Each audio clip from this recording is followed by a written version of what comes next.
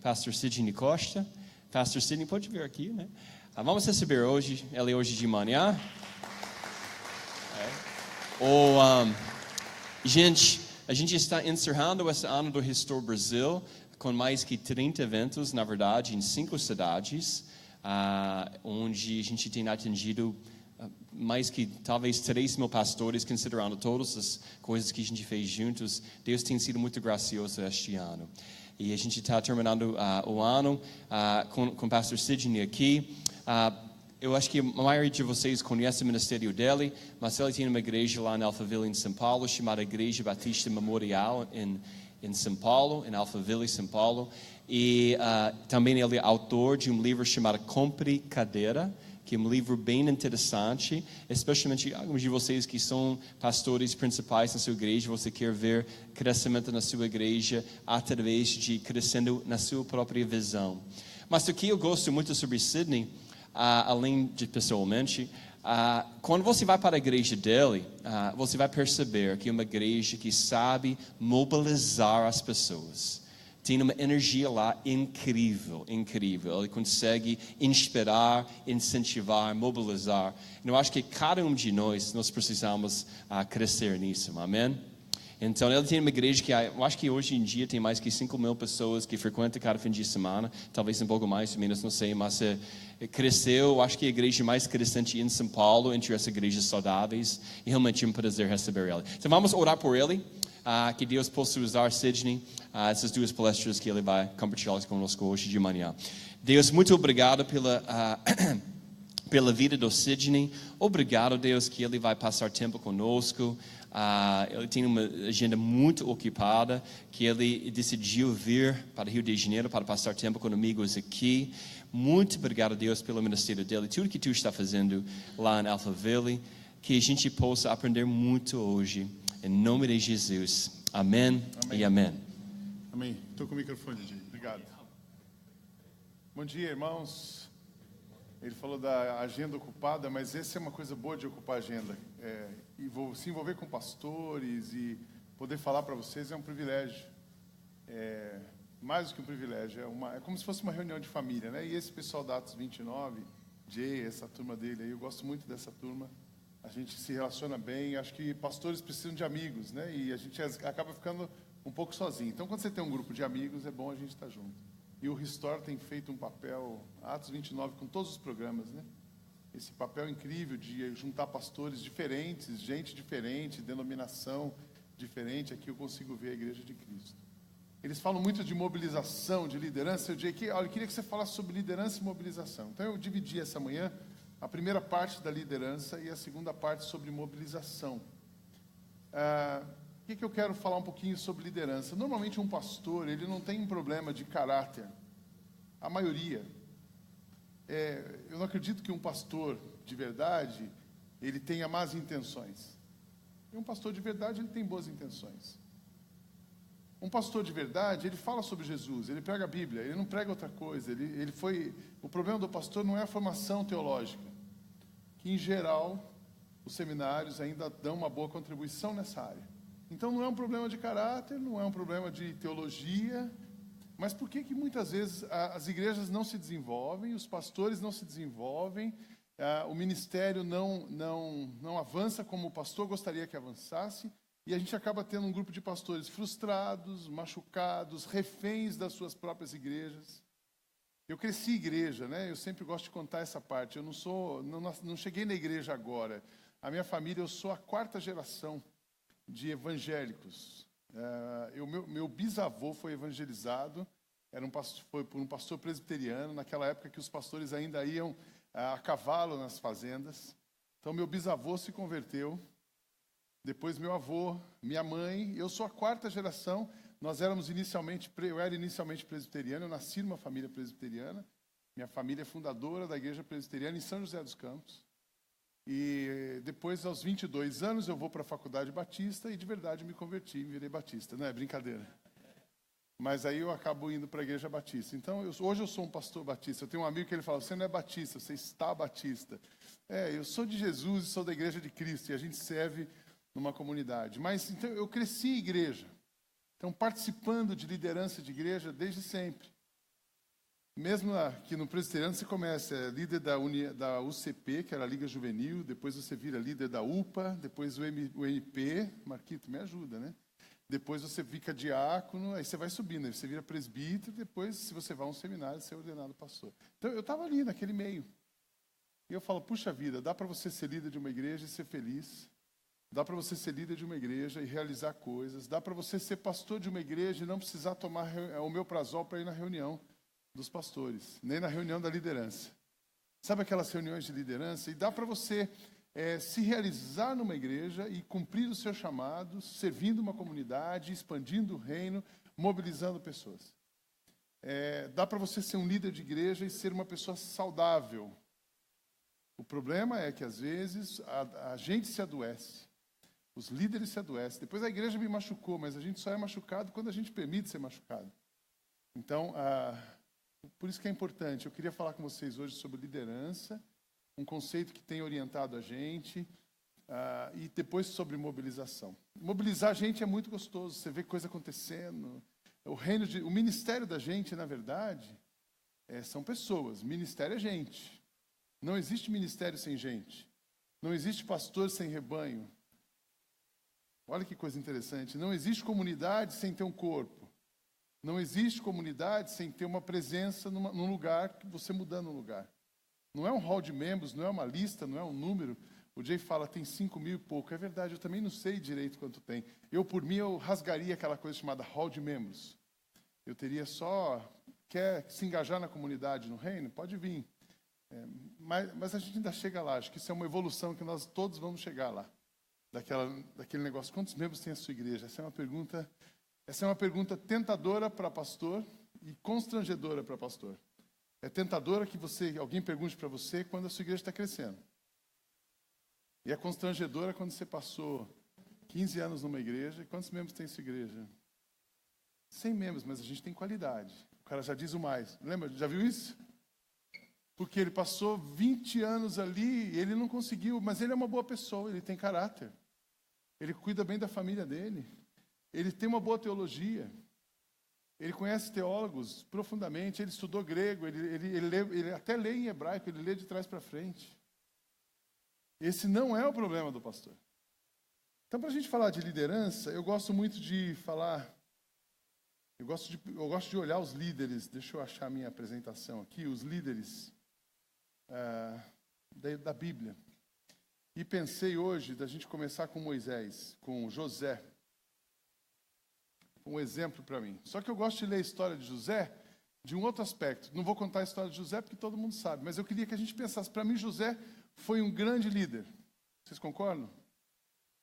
Sem dúvida. José e tantos outros, os homens da Bíblia, os patriarcas, depois os filhos e os profetas, são homens que Deus usou. Depois tem um livro que fala Jesus, o maior líder, o maior psicólogo. Jesus não é o maior líder que existiu. Jesus é o único líder de verdade. José foi um líder que fez diferença, porque quando a gente faz a tipologia de José e Jesus, a gente vê Jesus em José. Já pararam para pensar nisso? É muito... A história dos dois aqui. José é Jesus agindo na história da humanidade, na história do povo de Israel.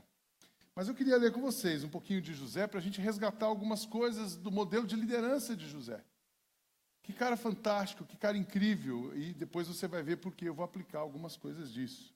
Não estou usando a Bíblia como pretexto. Eu estou lendo a Bíblia para a gente lembrar de uma história. A gente já teve um devocional com o Felipe e eu quero mexer com a cabeça de vocês hoje.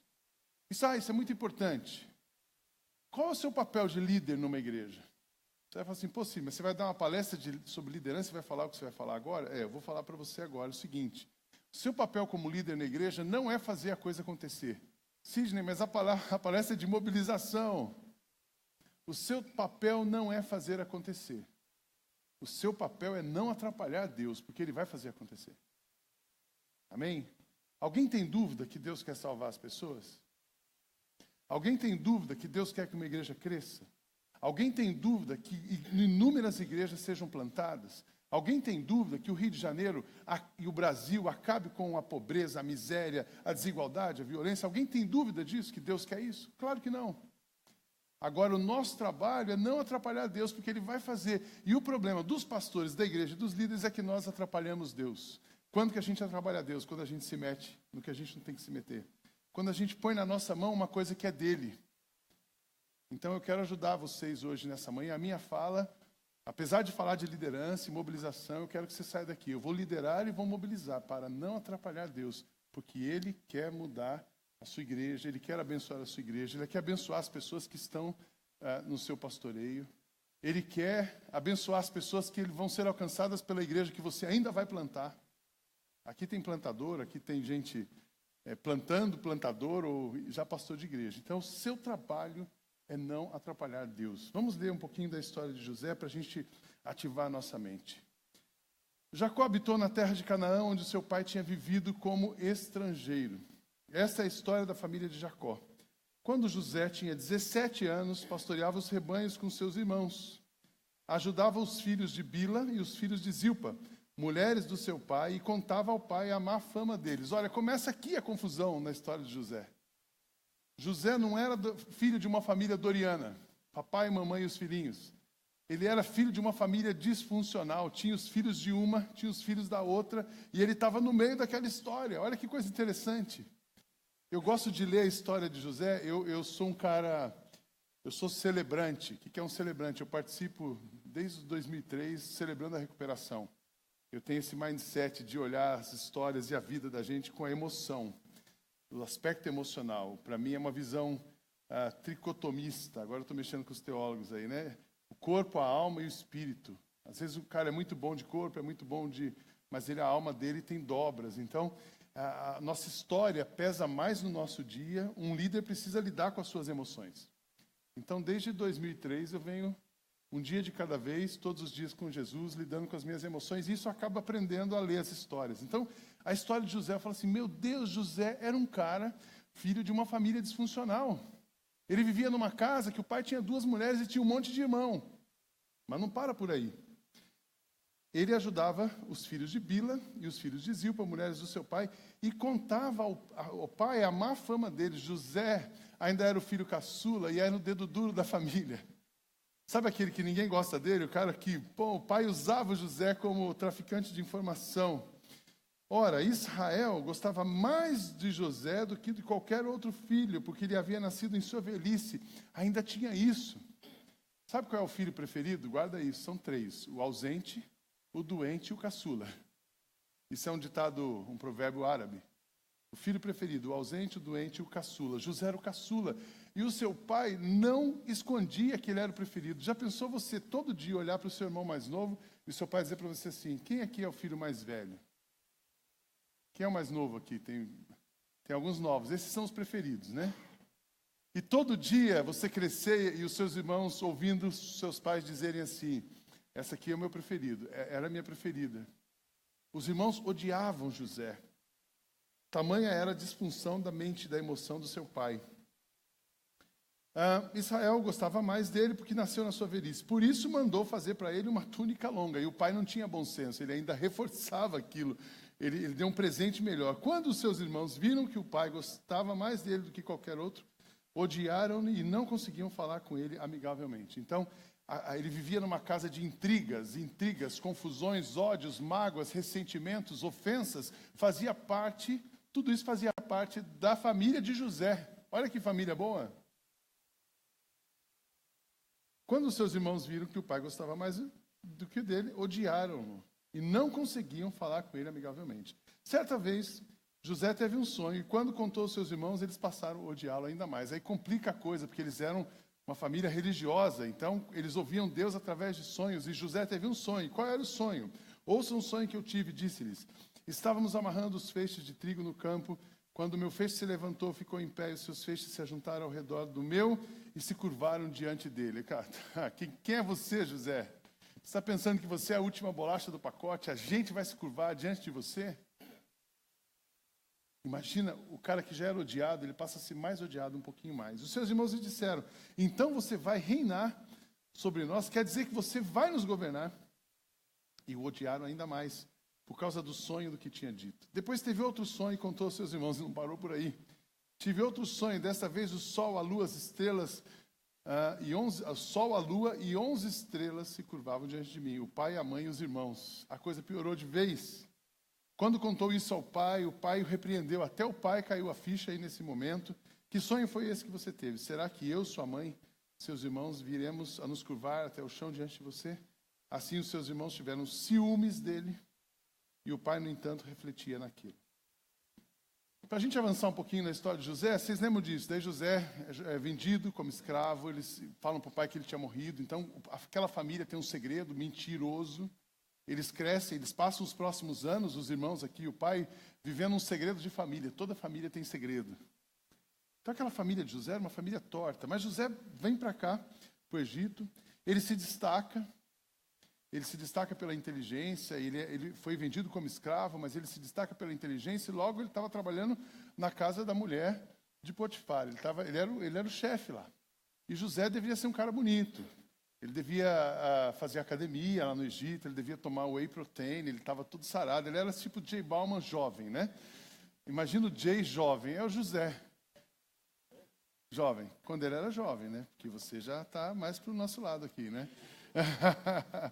E o José era um cara, e aí a mulher de Potifar chega assim, vem cá, você que eu quero. E ele rejeita.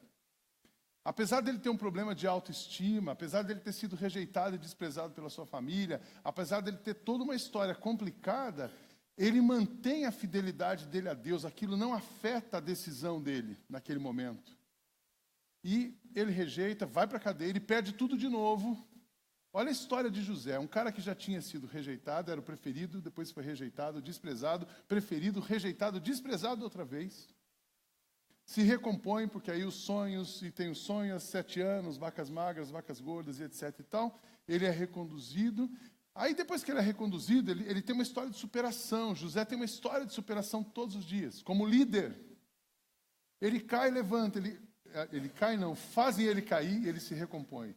A resiliência de José, então tem muita coisa na liderança de José. A resiliência de José é uma coisa incrível. Ele é agredido e ele se recompõe. Ele é agredido e se recompõe. Parece pastor de igreja. Está vendo onde eu quero chegar com a história de José? Que eu quero puxar da mente de vocês hoje? Aí José, reconduzido, o homem mais importante. O segundo homem mais importante. Aí vem aquele tempo de dificuldade. Vem o tempo de dificuldade, o que seus irmãos vieram? Vieram sondar a terra. E quando eles vêm sondar a terra, quem que eles encontram como governador, como chefe? O próprio José. Mas eles não reconheceram José. José ali podia ter dito, agora vocês vão ver com quantos paus se faz uma canoa. Isso é um ditado brasileiro, viu, Jay? Quantos paus se faz uma canoa, você vai aprender, agora eu me vingo. José não tinha mágoa, não tinha ressentimento, não teve vingança, não desprezou, não rejeitou. Ele disse, vocês têm família, volta lá e traz a família inteira. Então os irmãos, os pais voltam. E aí a gente conhece a história. Aquela família foi preservada, que era a família da linhagem de Cristo, e a história do povo de Israel, a história da humanidade, Jesus. E o cara, me arrepia isso, porque o cara que foi desprezado, ele foi a pessoa que Deus usa para preservar a história. Mas ele não reagiu. No momento certo, ele se revela para os seus irmãos. Vocês não me reconheceram, mas eu sou o irmão que vocês venderam. Então o mistério da família é resolvido. E o pai e a mãe morrem. E a coisa fica em paz. Eles lidaram com as dores e com as emoções. Percebe como José é um exemplo de líder? Então, quando eu vejo o líder de igreja, o que falta para nós às vezes? Nós temos Jesus, temos tudo, eu acredito nisso. Mas o que falta para a gente cooperar melhor com Cristo? Uma visão melhor de liderança para nós. Então, é por isso que eu quero trabalhar com vocês assim. Eu digo o seguinte, não existe um líder perfeito. Sidney, você... um líder perfeito? Eu não sou, Jay não é, ninguém é, mas tem líder que funciona. Você não pode ser um líder perfeito, mas você pode ser um líder que funciona. José não foi um líder perfeito. Ele teve muita coisa na história dele, mas ele foi um líder que cumpriu a missão, que funcionou, que não atrapalhou Deus. Deu para entender? Como é que é um líder que funciona? Jesus ensinou a gente a funcionar. Ele coloca aqui, eu trouxe um versículo para a gente da história de João 13, quando ele lavou os pés dos discípulos, ele termina dizendo, ora, se eu, Senhor e Mestre, vos lavei os pés, vocês devem também lavar os pés uns dos outros.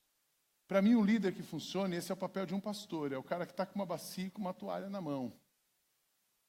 O pastor precisa estar com disposição para lavar os pés das ovelhas. Pastor precisa estar com disposição para enxugar as lágrimas. Pastor precisa estar com disposição para servir. O que a gente tem visto que mais atrapalha hoje o crescimento da igreja, que atrapalha a plantação de uma igreja? A igreja da mídia e o que os pastores representam. Eu não sei vocês, mas quando eu percebo isso claramente, eu estou conversando com alguém e a pessoa vai batendo papo comigo, legal. Daí ele pergunta a famosa pergunta: o que você faz? Qual a sua profissão? Aí fala assim: sou pastor. O cara murcha na hora. Eu, não, mas a minha esposa é professora da Universidade de Mackenzie. Daí ele começa a falar da Universidade de Mackenzie. Ele para de falar de mim e começa a falar dela. Porque ele quer mudar de assunto. Ou então você fala que você é pastor, o cara segura a carteira, né? Por quê? Porque o negócio ficou muito ruim. Então, o resgate de um líder é lavar os pés, é servir. Eu tenho um pensamento que eu escrevi aí também. O líder é aquele que ouve a música que Deus tem para um grupo de pessoas e as apoia. Então, Deus tem uma música para a sua igreja, para essa igreja, para Atos 29, Deus tem uma música, um movimento. E o líder é aquele que ouve essa música que Deus tem para um grupo de pessoas e as apoia para que elas executem essas músicas de um jeito tão especial que o som produzido vai fazer Deus sorrir, as pessoas ficarão felizes e muitos vão desejar pertencer à grande orquestra. Isso é um líder. O Rodrigo é o líder da comunidade batista de Itaboraí. Ele ouviu uma música para aquela cidade. Aí ele começa a tocar aquela música. Aquela música que o Rodrigo está tocando, primeira coisa, Deus sorri para o Rodrigo. Pessoas querem tocar essa música junto. E ele coloca cada uma no lugar, com uma grande orquestra, e a música começa a ser tocada. E quando uma música é tocada, todo mundo entra na música e começa a dançar e se envolve. Quando uma igreja é plantada, Deus sorri para uma igreja, as pessoas se juntam e o reino avança. Quando o movimento como Atos 29 nasce, vocês começam a tocar essa música, Deus sorri para vocês, outras pessoas se juntam na orquestra e o movimento se espalha. Isso é liderança. Numa empresa, numa igreja ou num movimento. Uma liderança funcional, primeiro aspecto é uma liderança visional, uma liderança que enxerga alguma coisa. Quem é um líder? Líder é aquilo que enxerga o que não existe. Isso é um preço duro para um líder. Porque você enxerga, você tem o desenho, você sabe como vai funcionar. Na sua cabeça não tem outra coisa, só tem aquilo. Na sua cabeça tudo funciona, mas as pessoas não conseguem nem entender o que você está dizendo. Então, beleza, esse é um preço que um líder tem que pagar. Você enxerga antes de todo mundo. Quem não enxerga antes é porque não é um líder. Aí você, mas eu tenho dificuldade de enxergar antes. Você vai perceber que não é. Às vezes você já está enxergando. Você está enxergando, você está sentindo, mas liderança visional. Só existe futuro naquilo que não existe. Pode repetir comigo? Só existe futuro naquilo que não existe. Então, assim, eu vou plantar uma igreja no meio desse condomínio. Essa igreja tem futuro? Não, já tem essa. Essa aqui está do lado. Por que eu vou plantar uma igreja do lado da igreja do Jay? Eu posso cooperar com ele. Mas quando você chega num lugar, numa cidade que não tem uma igreja bíblica centrada em Cristo, funciona. Quando você inova um produto, quando você desenvolve um produto, uma ideia, só existe futuro naquilo que não existe. Então, um preço que o líder paga é enxergar. Olha o José aqui. Ele sabia que a sua família... Ele enxergou antes, falou na hora errada. Mas ele enxergou antes. Que ele seria usado. Deus avisou ele antes que ele seria usado para preservar a sua família. Quantos anos se passaram? Ele teve que suportar tudo aquilo que aconteceu. Então, às vezes, você tem um sonho. Você já enxergou o negócio. E precisa esperar acontecer. E você precisa ir tocando essa música, e mobilizando as pessoas, e conversando com gente, explicando para muita gente. Sabe por que a maioria dos seus projetos não aconteceu? Isso é a conclusão que eu cheguei, Jay. A maioria dos projetos das pessoas e das igrejas não aconteceram por uma razão, não é porque elas não tiveram a visão, é porque elas desistiram antes. Visão demanda tempo, visão não é de uma pessoa, é de uma para um monte de gente, então precisa de tempo. Precisa de tempo, mas enxergar antes, liderança, um papel seu como líder, um líder visional. Um outro papel seu como líder, trabalhar de uma liderança horizontal. Gente, no nosso tempo de hoje, e lidando com as gerações atuais, não existe mais espaço para pirâmide. O que foi a reforma de 500 anos atrás? A igreja que Cristo tinha criado na horizontalidade, ela se transformou numa pirâmide. Papa em cima e todo mundo embaixo e o povo aqui. O que foi a reforma? Quebra essa pirâmide, coloca Cristo no centro de novo. Isso foi a reforma de 31 de outubro. Vamos devolver as Escrituras, vamos ensinar que a salvação é pela graça, vamos trabalhar que tudo para a glória de Deus, que tudo é para Cristo, Cristo no centro e a igreja em volta. Isso é a reforma. Então não tem, aí a gente volta hoje, o que aconteceu 2000 anos depois? A gente tem a pirâmide de novo. A igreja, o cara é evangelista, colaborador, depois ele vira pastor, ele vira bispo, apóstolo, patriarca e bobo. O topo da pirâmide é o bobo. É o cara que acha que ele pode alguma coisa. E aí essa pirâmide bagunçou de novo. Não, liderança, gente, é horizontalidade. Eu sou o pastor. Esse é um problema dos pastores. Eu sou o pastor. Aí a mulher dele é ela que chega atrasada, assim, ela chega por último, ela senta na primeira fila, porque ele vai pregar. Você já viu essa história em algum lugar? A mulher do pastor senta do lado dele. Ela só vai no culto, aliás, quando ele prega. É a primeira dama da igreja. O pastor, ele acha que ele precisa de ter alguma deferência. Ele acha que... Eu estava esses dias num jantar.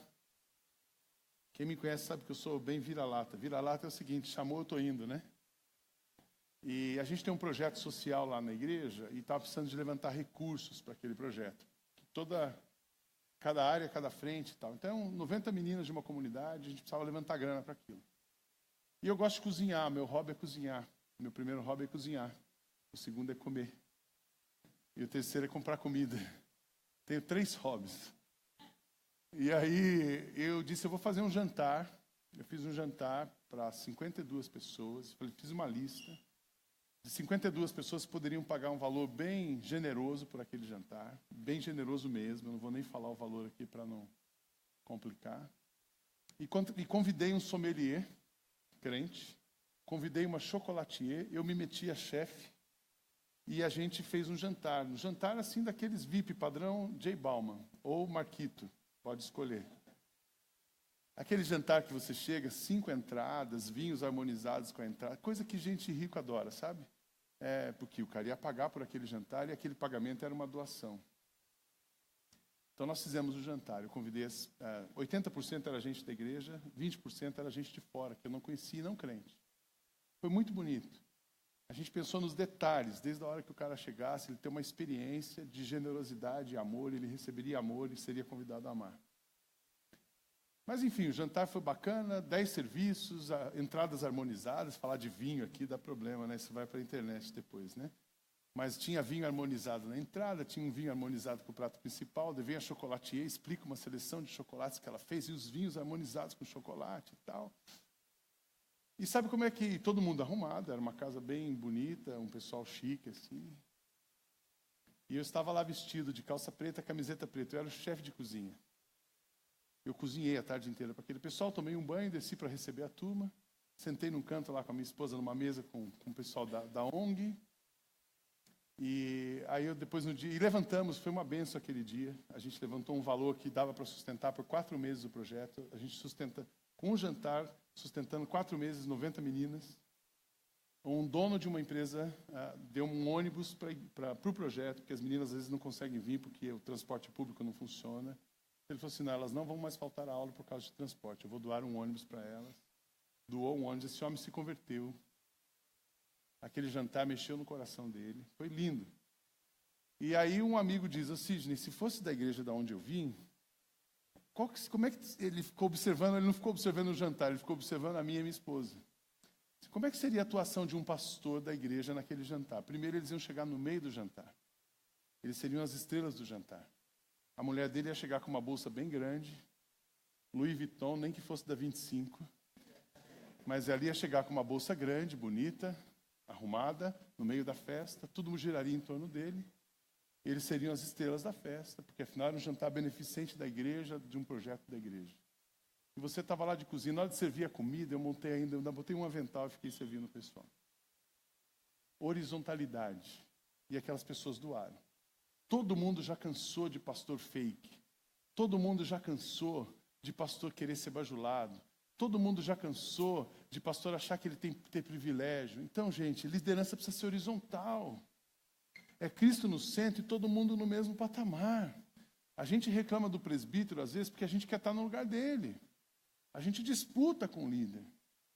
Quantos pastores chamando, e não é só isso, mas às vezes chamando a atenção para assim, venha porque eu vou orar por você. Quantas vezes você achou que a sua oração é mais poderosa do que o outro irmão que está do seu lado? Isso não é uma coisa velada, mas é a falta de horizontalidade. Então, a liderança numa igreja precisa ser todo mundo no chão da fábrica.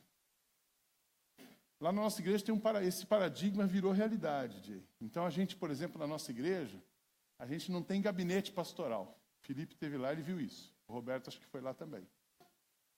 A gente tem uma sala grande assim, e todo mundo tem mesas, e cada pastor tem uma ilha, ele tem um lugar numa mesa para ele trabalhar. Então chega pastor lá, que a gente está convidando, às vezes, para sondar, para poder trabalhar com a gente, ele pergunta, onde são os gabinetes pastorais? Eu falo, são aqui. Ele, mas aqui todo mundo junto? E onde eu ponho os meus livros? Porque isso é outra coisa, o pastor tem que ter a biblioteca dele, ele tem que mostrar para todo mundo que ele leu aquele quantidade de livros, às vezes nem leu, né? É só a sala bonita com um monte de livro. Aí ele entra, é um pastor intelectual. Ele fala assim, onde eu ponho os meus livros? Eu digo, na sua casa. Porque a gente não precisa mostrar. Percebe por que a gente precisa... a gente precisa plantar igreja, mas a gente precisa plantar igreja com novos pastores. Não dá para plantar igrejas novas com pastores com a mentalidade antiga. Porque vai ser um caos. Vai ser uma repetição do modelo desgastante. Daqui 30 anos, 40 anos, tem que vir outro Jay Bauman, começar outro Restore. Porque a gente ficou plantando igreja nova com gente velha. Não é gente velha, é gente com a mente velha.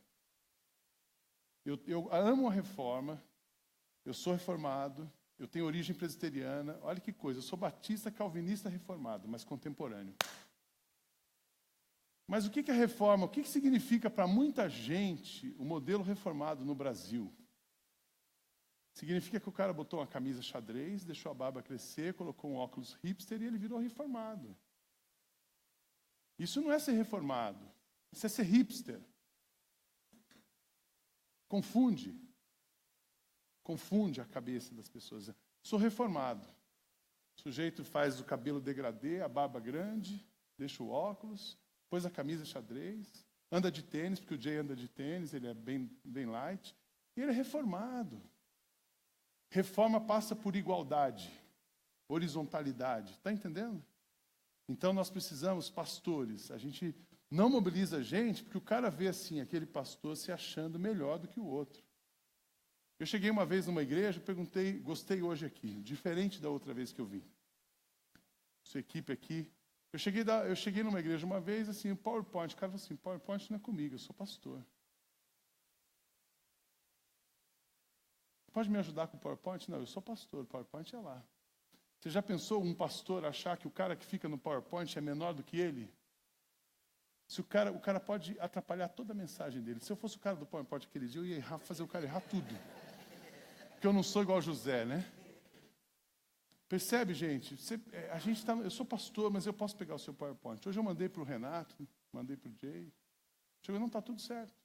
O Renato fala assim, não, eu sou diretor executivo. O Rodrigo assim, eu sou pastor, PowerPoint não é comigo. Não, está tudo certo, PowerPoint. Começa com coisas pequenas, sutis, mas horizontalidade. Líderes enxergam, líderes são iguais. Eu vou acelerar aqui. Essa primeira parte vai até que horas, Jay? Até às 11? H 11h35? Tem mais 10, 15 minutos para a primeira. Vou acelerar aqui. Visional, horizontal, multigeracional. Um desafio para a gente como líder hoje. Ser multigeracional. Trabalhar com baby boomer, um cara de 60 anos, um cara X como eu, um cara Y como alguns de vocês, e uma pessoa milênio, nativo digital. Quantos anos você tem? 27. Ela é uma Y. Tem alguém aqui de... Você tem cara de ser novinho. Quanto? 15. Olha só. Vocês trabalham juntos? 15 anos. Ele é da sua equipe? É seu filho? Não. E trabalha na equipe dele. Quantos anos você tem? 50. Olha que legal. Um cara de 50 e um cara de 15. E eles são iguais. Porque esse menino de 15, ele sabe coisas que eu não sei. Ele deve saber muito de internet, digital. É o menino que resolve a sua vida, né? nessa parte de aplicativo. Esses dias tem uma moça desenvolvendo um aplicativo lá para nós, e ela assim, pô, pastor, eu gostei do culto aqui, assim, assim, assim. Sabe quantos anos tem essa moça? 16. E ela sentou numa reunião com o presidente da igreja, que tem 65, comigo, com um gestor, não sei o quê, e ela comandando uma reunião, porque ela estava explicando, ela fez uma leitura do ambiente, e o que o aplicativo tem que refletir. E eu assim, amém, né?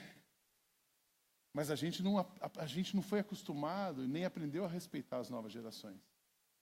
Nem honrar os antigos, e nem a gente precisa honrar os antigos e tê-los conosco, e a gente precisa valorizar os jovens e tê-los conosco. E igualdade. Olha que desafio.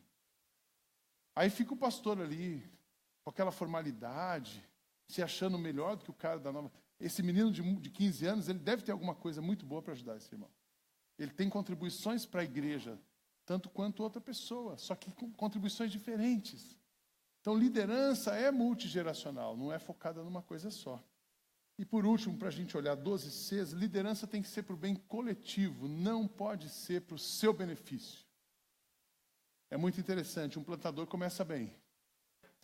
A igreja tem 50 pessoas, 100 pessoas, quando ela tem 150 pessoas, ele já quer um salário melhor, ele troca de carro. Aí ele já começa, aí com 200 pessoas ele já começa a filtrar os convites. Quando tem 500 pessoas, você fala só com a secretária dele. Já viu isso, Jay, no Brasil? Nos Estados Unidos é assim também, né? Isso é do ser humano. E a igreja cresce, você não... Aí o cara teólogo, ele levanta de manhã e fala assim, o amor de Deus é profundo e largo. J. Bauman. Aí ele põe uma foto dele, escreveu uma frase que ele acha a última teologia do mundo, a teologia inovadora, põe a inicial, e ele virou teólogo do Facebook. Aí ele passa o dia olhando os likes dele, se teve bastante like, se não teve like. Aí ele compartilha com ele mesmo, ele curte as coisas que ele mesmo posta. Já viram isso? Aí ele faz um monte de mídia, ele faz tudo com canternado, ele cria uma página, ele manda a sogra e tal. Aí ele fala para a igreja dele, vocês precisam curtir, porque é um sinal de respeito com o pastor e tal. Meu Deus do céu, que loucura. Liderança não é para o seu benefício, é para o benefício coletivo, comunitário, benefício do reino. Deus não abençoa muitas vezes a igreja porque ele sabe da motivação da pessoa. Tem muitos plantadores de igreja, tem muitos pastores extremamente preparados, que eu conheço, talentosíssimos. Confesso para vocês que eles sabem mais de Bíblia do que eu. Talentosíssimos, uma formação acadêmica excepcional, mas a motivação errada, vai dar errado. Ideias boas com a motivação errada, dá errada. Você pode ser brilhante, se a sua motivação estiver errada, vai dar errado. Então, a motivação é o bem comum. A motivação é estabelecer o reino. A motivação é expansão do reino. A motivação é glória de Jesus. E um líder precisa trabalhar para isso. Então, as pessoas perguntam, qual é o sucesso de Alphaville? Um pouco está aqui. Primeiro, que Cristo é o centro, mas a gente tenta não atrapalhar Cristo. Teve uma pessoa que chegou para mim, há poucos dias atrás, um mês atrás. Ele disse, Sidney, puxa, expandiu a igreja. Você ganha por cabeça? Eu disse, como assim? Ele, não, você tem um percentual do aumento do dízimo da igreja? Eu entendi a pergunta dele, porque esse cara é um cara de banco. O banco é assim. Se você tem um desafio, bateu a meta, você tem um bônus anual. Né? Eu disse, não, cara, aqui não é banco, aqui é igreja. Eu tive o mesmo salário por 6 anos. 7 anos, até dezembro do ano passado. Eu cheguei à igreja, tinha 50 pessoas. E para eu chegar, eu precisava ter um salário que eu sustentasse a minha família. Eu já cheguei com um salário que a minha família continuava com 50 pessoas. Eles se organizaram. Tinha gente fazendo um sacrifício, investindo naquela igreja, para a gente poder ser sustentado. E durante 7 anos, nós saímos de 50 pessoas. Em dezembro do ano passado, nós tínhamos 4.000 pessoas. De 50 a 4.000 pessoas, o meu salário foi o mesmo. Eu não trabalhei para o meu salário aumentar, eu trabalhei para o reino se expandir. E aí a pessoa que tem dinheiro, ela vê isso. Eu não mudei meu padrão de vida, a minha esposa trabalha, as minhas filhas trabalham, está todo mundo trabalhando em casa. A nossa vida não mudou, o meu padrão de restaurante não mudou, eu só vou no Pobre Juan quando alguém me leva. Continua a mesma pessoa. Agora, um pastor, gente, o que acontece hoje? O cara cresce, a primeira coisa que ele muda é a esposa dele começa na plantação de igreja cuidando do ministério infantil. Depois ela vira Lady Di. Ela só aparece para as fotos nos projetos sociais. Eu estou falando de esposa. Por que eu estou falando de esposa? Porque a mulher na vida de um homem ela é um vetor muito importante. A mulher sábia edifica a sua casa. A mulher tola destrói. Isso de qualquer pessoa. Na vida de um pastor, ela é um vetor ao quadrado. Tem muitos pastores que não vão porque as esposas puxam ele para trás. Tem muitos pastores que são super acomodados e as esposas ficam desesperadas, elas começam a liderar a igreja. Daí ela vira a chata da igreja e todo mundo fala mal do marido dela porque não aguentam ela. Já viu isso em igreja? Então a mulher tem que ser sábia, ficar na dela, cooperar com o seu marido. Então a mulher de um líder pastor, ela não é pastora, mas ela é muito importante na vida do homem pastor. Porque senão ela acaba com o ministério. Então, gente, a liderança precisa enxergar, é visional, é horizontal, é multigeracional, mas ela é para o benefício coletivo, para a honra de Jesus e para a expansão do reino. Que desafio ser líder. Que desafio ser líder. Mas eu acredito, aí vem o meu lado idealista. Idealista e jesusista. Eu acredito que Deus ainda está levantando pessoas assim no nosso mundo. Eu acredito que Deus ainda está levantando pessoas no nosso meio. Eu espero que esse grupo seja assim. Tem hora que parece que a gente está falando um discurso. Se eu olhar aquela igreja da mídia, esse discurso lá é uma ofensa. Esse menino é louco. Se eu olhar a minha denominação e esse discurso, o Sidney é meio doido. Ele não é batista. Não tem problema. Uma vez um amigo me disse assim, você não acha que você vai virar uma ilha? Falando o que você está dizendo? Eu disse, um monte de ilha junto vira um arquipélago. Então eu vou descobrir outras ilhas. O J. Balma é outra ilha. Atos 29 é outra ilha. O Marquita é outra ilha. O Rodrigo está uma ilhazinha pequenininha lá, saindo daqui, mas é uma ilha. Cada um de nós pode ser uma ilha que segue Jesus, que vive uma liderança saudável, porque José foi uma ilha, ele ficou ilhado no Egito. Mas foi ele que Deus usou para preservar a história da humanidade. Não tenha medo de ser ilhas. Não tenha medo de ser diferente do padrão estabelecido de liderança no mundo hoje.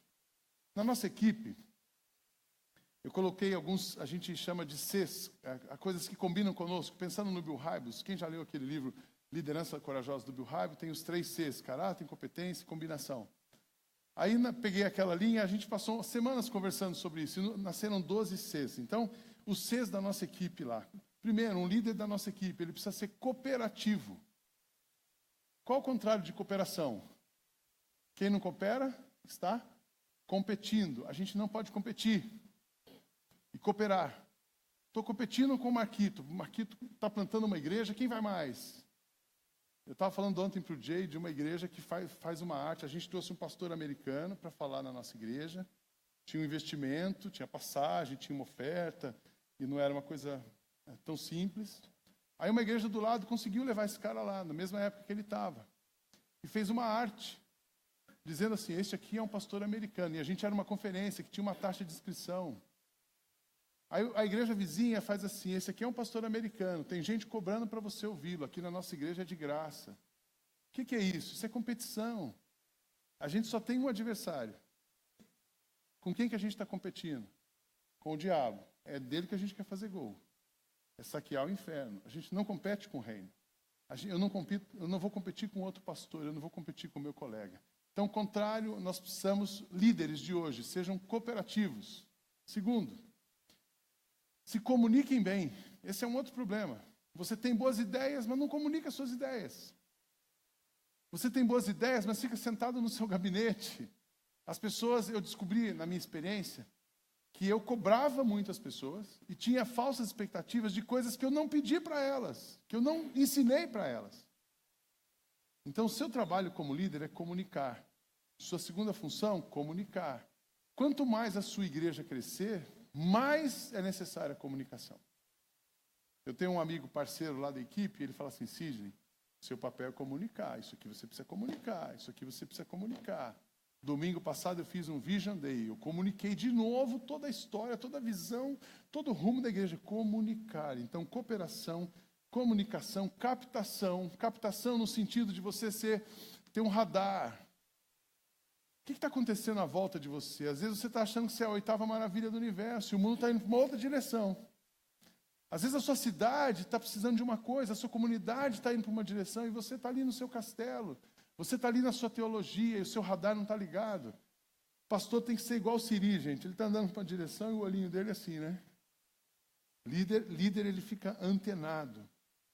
Líder precisa, um outro ser é da cura.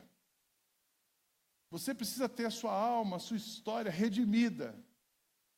Mas as suas feridas emocionais tratadas. Mas os seus transtornos emocionais cuidados. Se alguém está em Cristo, é nova criatura. Temos a possibilidade de sermos novas criaturas e Ele nos faz novo. Mas é totalmente novo. Mas um líder saudável precisa passar por esse processo. Você abriu o seu coração, você tem confessado seus pecados, você tem dividido as suas cargas, você tem admitido as suas fraquezas. Quando sou fraco, é que eu me torno forte. Não, pastor, tem que ser forte. Quem disse isso para você? Pastor precisa reconhecer as suas fraquezas. Porque quando somos fracos, nos tornamos fortes. Então, para mim, todo pastor deveria passar por um processo terapêutico. Todo pastor precisa olhar para trás e não ter nenhuma dívida no seu passado. Dívida emocional, dívida financeira, qualquer que seja a dívida. E eu faço essa pergunta para você pensar. Você como pastor, como líder, hoje a palestra é para líderes. Você está em paz com a sua história? Ou você tem algum fantasma que te atormenta? Porque dívidas emocionais é como uma conta corrente. Elas geram uma conta corrente, geram débitos. E você paga em algum momento, você vai pagar. Por isso que a gente ouve, pastor fulano adulterou, explodiu. Pastor fulano roubou a igreja. Pastor Beltrano fugiu com a mulher do lado. Pastor agora está fugindo com o rapaz do lado. Porque aquilo que não é confessado não pode ser curado. Se confessarmos os nossos pecados, Ele é fiel e justo para nos perdoar os pecados e nos purificar. Mas nós precisamos confessar. A purificação começa com a confissão. Então o pastor precisa ser curado, o líder precisa ser curado. Um outro ser, coerência, falar e viver. Não adianta pregar uma coisa na segunda-feira, no domingo e ser outra coisa na segunda-feira. Não adianta você ter um discurso de uma igreja e o seu filho que te conhece em casa ver que você é outra pessoa. Isso é a pior coisa. Então, coerência. O que falta hoje? Coerência. O que seria novidade? A gente ser coerente. Então, isso precisa ter. E quando não é, a gente vai tratar disso. Celebração. A gente agradece pouco, faz pouca festa. E é tão bom celebrar, né? Celebrar pequenas vitórias. Celebre as pequenas vitórias e as grandes vitórias. O Rodrigo está plantando uma igreja. Quantas pessoas tem na sua comunidade hoje, Rodrigo? 50. Imagina que são 50 presentes que Deus deu. Cada vida precisa ser comemorada. E a gente fala assim, puxa, são só 50. Não, são 50. Podia não ser nenhuma. Podia ser você, a esposa e as filhas. Quanto tempo tem a sua igreja? 7 meses. Cada pessoa que chegar a um movimento precisa ser comemorada. Cada vitória, cada passo, cada resposta, cada livramento. Uma equipe que celebra. A gente tem a tendência de ficar muito azedo. A gente precisa ser mais feliz. Eu falo lá na igreja que a igreja não é pão de açúcar, mas é lugar de gente feliz. Pão de açúcar tem um slogan lá em São Paulo, né? Lugar de gente feliz. Igreja não é o pão de açúcar, mas é lugar de gente feliz. Celebração. Continuidade. Guarde essa palavra. Não adianta querer resultado rápido. Tem pastores jovens aqui. Os jovens, eles querem rápido. Querem rápido. Eles querem começar a virar teólogo, já ter exposição, já ter os milhões de likes no Facebook, e a igreja grande, a estrutura, e gente trabalhando, e tecnologia. E aí ele fica frustrado, e aí não dá certo. Os ministérios duradouros, eles são de longo prazo. A gente precisa sonhar. Não adianta sonhar com Itaboraí para 2 anos. Para mim, Jay, a plantação de uma igreja, elas são 15 anos. 5 para você plantar, mais 5 para consolidar, 5 para você dividir. Você que é especialista nisso, eu não sei se eu estou certo, mas na minha cabeça eu penso assim. Plantei uma igreja em 2 anos. Ninguém planta uma igreja em 2 anos. A gente planta uma igreja em 15 anos. Você saiu de lá, aquela igreja fica sem você. Aí você pode dizer que plantou uma igreja. Então, pense sobre isso. Pense sobre isso. Como líder, muitas coisas, eu comecei falando isso. Como líder, muitas coisas não aconteceram no seu ministério porque você desistiu antes da hora. É difícil ficar no mesmo lugar. É difícil engolir sapo. A gente entra numa autossabotagem muito fácil. Está difícil, aí você tem um chamado, aí você foge. Aí está difícil, tem outro convite, você foge de novo. Você fica de convite em convite. Às vezes Deus vai querer que você passe por vários lugares para te dar experiência. Mas só mude de lugar se ele está... Não mude de lugar porque está difícil. Mude de lugar porque está fácil e Jesus mandou você mudar. Porque difícil vai ser em qualquer lugar. Precisa ter esse sonho da continuidade. Um outro C, coração. Tem pastor que ganhou teologia e perdeu o coração. Tem pastor que plantou uma igreja, ele ganhou membros, mas ele perdeu o coração. Ele perdeu a compaixão. Ele perdeu aquela vontade de chorar com quem está chorando. Isso é péssimo.